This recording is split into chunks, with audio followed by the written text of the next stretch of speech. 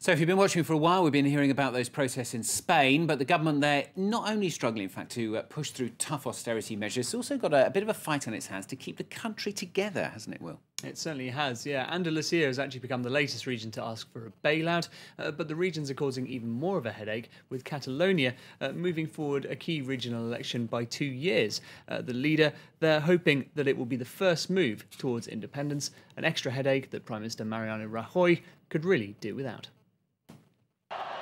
Anger in Madrid. Police charged crowds surrounding the Spanish parliament as anti-austerity protests flared on Tuesday night. They were calling for the end of the Rajoy government and a rewrite of the constitution, amid biting austerity measures that have left thousands of Spaniards on the breadline. Many are anticipating yet more belt-tightening when the budget's announced on Thursday. As Madrid struggles to prove to Europe that it can cut its deficit, a number of Spanish regions are coming cap in hand to the government. Andalusia is asking for a €4.9 billion bailout after both Valencia and Catalonia appealed for funds, putting further pressure on Madrid to seek help from the EU. Catalonia is responsible for about a fifth of Spain's GDP, but it's also the most indebted region, and fiscal concerns here are mounting. The region's president has announced a snap election. My government and I met with the president and announced the decision to dissolve parliament in the next few days. We decided to call elections on November 25th. It's something of a referendum on whether Catalonia should break away from Madrid and seek greater budgetary independence. With separatist sentiment running high here, the outcome could have dramatic political consequences for Spain. Honestly, considering the situation that we're in now, this is just adding fuel to the fire, and I don't think it's a very sensible thing to do. The Catalonian vote may be the last straw for Rajoy's government. Madrid already dedicates over 60% of spending to pensions, unemployment benefits and servicing debt. There's precious little left over for Spain's cash-strapped regions. Yeah, more bad news here in Europe. More job cuts on the way for the car industry. Yeah, and this time it's the Americans making a move, of course, after Peugeot has announced plans to close one of its factories. It's Ford making the cuts now. Perhaps doesn't come as a huge surprise because US companies, Ford and General Motors, have just as bad statistics when it comes to productivity and factory usage as the French companies do. Not exactly known how many jobs are going to go at the moment. Ford saying they'll come in the form of voluntary redundancies and layoffs. Ford, of course, also saying its experience in restructuring in the US should help it push things along and manage these changes. But with the Paris Motor Show coming later this week, it's not going to be a party atmosphere there, you can certainly say that much. And things not looking that much better either in Japan for manufacturers there. No, of course you remember those protests last week against Japanese products, Japanese shops, etc.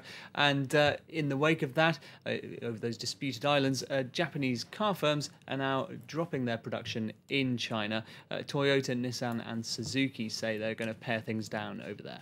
OK, now this one's a fascinating one. The French oil company Total, they've made quite a surprising admission, really, haven't they, Will? Tell us what they've been saying. They have. In an interview with the Financial Times, Total's chief executive has said that drilling for oil in the Arctic is not a good idea. Now, I suppose a lot of people would already agree with that, but for the head of an oil company, that's quite surprising. Now, it's quite telling to hear his reasons for it as well, though. He said that oil on Greenland would be a disaster. A leak would do too much damage to the image of the company. Not the environment, but the image of Total. So you can see where his priorities lie. One-track mind. Yeah, he is, in principle, actually not against the idea of drilling for oil out there. But nevertheless, this is a bit of a change compared to companies such as Shell and Exxon, who are really gunning to get into the Arctic, especially with the reduction in sea ice now, making it easier to get at resources there. That reduction in sea ice, of course, due to global warming, due to burning of oil, ironically. Perfect. OK. Well, let's have a look at the markets then today. Well, down pretty heavily, actually, in Europe at the moment, opening up quite significantly down across all the key markets you can see there. Markets seem to have remembered, really, that the global economy is in rather a lot of trouble, perhaps reminded by events in Spain that we've been seeing. You can see how it's carrying on really from what happened in Asia the previous session.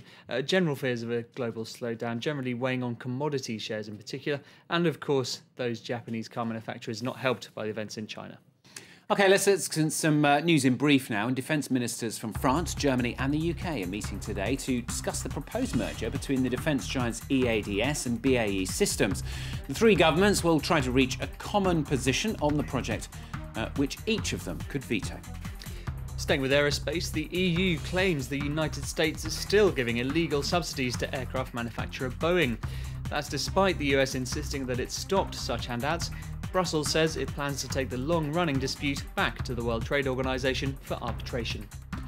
And in London, the British Bankers Association has given up control of setting the LIBOR interest rate. That's after Barclays was fined hundreds of millions of dollars for trying to manipulate the benchmark earlier this year. It's likely the government regulators will play a part in setting the rate, though, in the future. Next then, French winemakers are seeing red as a row brews over whether or not to allow US producers to sell some of their wines here in the EU using the Chateau label. Now, winemakers here in France argue that their American rivals have no right to the label, that it amounts to cheating consumers and that hundreds of years of craft are at stake. The EU said on Tuesday that it's delaying its final decision on the matter.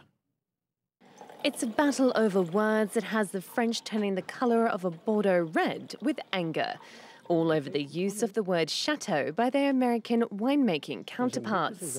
But what's in a name? Well, the French argue a guarantee of quality, pedigree and hundreds of years of craft.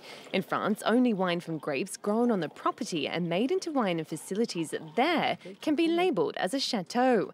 While for US growers, a chateau wine can include grapes from vines that have been traditionally used by a wine producer or producer group.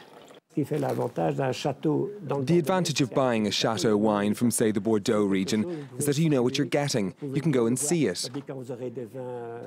But with Californian or other wines, you don't know where the vineyard is. The US claims there's no place for such restrictive practices in a globalised world.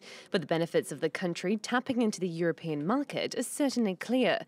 Though it's declining, the European Union accounts for 57% of global wine consumption. Last year, US wine exports to the EU brought in almost 370 million euros. Meanwhile, France wants to fiercely defend the value of its wines. Its exports made 7 billion euros last year for a country with an otherwise sluggish economy. We're in a difficult discussion, and the position of the French government, my position from the start, has been to say no. No may not be a word the French will have to explain as they take their battle of the wines to the European authorities. But it's likely their competitors over the Atlantic will have a few choice words of their own. So there you go, that's your wine story. Will's into his booze today because finally I know that whiskey is strong stuff, but now it's being used to power cars, Will. Yeah, let's move from wine to whiskey. Actually, it's not whiskey that's being used to power cars. Don't worry, Stuart, we're not going to waste it doing that. But the plan at the Tullibardine distillery in the Scottish Highlands is to use whiskey byproducts to make a product that can power cars. Apparently, around 90% of what you end up with when you make whiskey is actually not whiskey. And at the moment, the distillery pays £250,000 a year to get rid of this waste. A new project with Napier University in Edinburgh will see that being used to feed bacteria instead of just being thrown away, and they in turn make butanol, the bacteria they give that off, which can be just used as an alternative to petrol. So there you go. Okay. Not just a nice drink. I hope you haven't been on the whiskey because you wouldn't have understood a word of that, but I'm sure it made perfect sense. We knew exactly what you meant, Will. Excellent stuff. Will Edwards with the business here on France 24. That's it from us. Very latest news up for you very shortly. Do stay with us if you can.